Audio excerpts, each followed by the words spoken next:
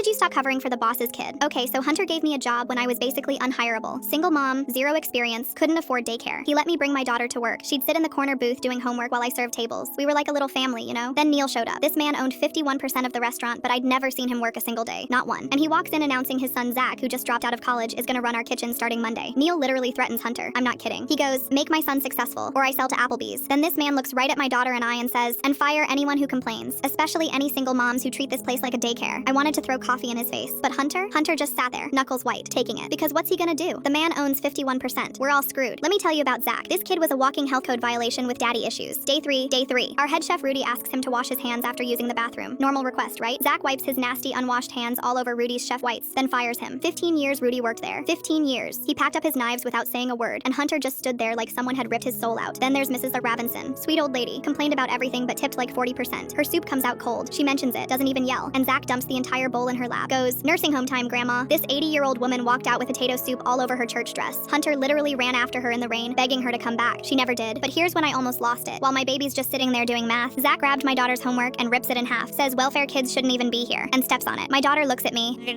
You know that look kids give you when they're waiting for you to be their hero? Yeah, that look. I did nothing. I needed this job. Rent was due in 3 days. But Hunter? Oh, Hunter was done. Hunter went straight to Zach's office and tore through everything. Here's the beautiful part. Turns out baby boy Zach was stealing from the register. And this idiot, this absolute moron, was keeping records. Like actual handwritten notes about every fake refund, every voided sale. He wrote himself company checks and signed his own name. Who does that? Hunter found everything, made copies, and waited. I was brought to watch them burn. Saturday night, Neil walks in all smiles, ready to collect his profits. Hunter drops this folder on his desk like a bomb. Bank statements, security footage, forged checks, everything. Your son stole $40,000. Neil goes white, tries to speak, but Hunter cuts him off. That's embezzlement. Federal crime since he crossed state lines depositing it. Sign over your 51%. You should have seen Neil's face. He goes, you wouldn't destroy a kid's life. And Hunter, calm as anything, goes, he destroyed Mrs. Ravinson's dress. Rudy's career. Made a little girl cry while her mom watched. Sign the papers or your son's going to jail. And you'll be following right after him. Neil signed so fast I thought his hand would catch fire. So now, Hunter owns everything. My daughter does homework in his actual office. Rudy's back running the kitchen like nothing happened. And get this, Mrs. Ravinson came back after Hunter named a dish after her dead husband and apologized to her in person. Want to know the best part? Zach works at that Applebee's his daddy threatened us with. I saw him last week wiping tables while his manager breathed down his neck. I left him a $20 tip in pennies.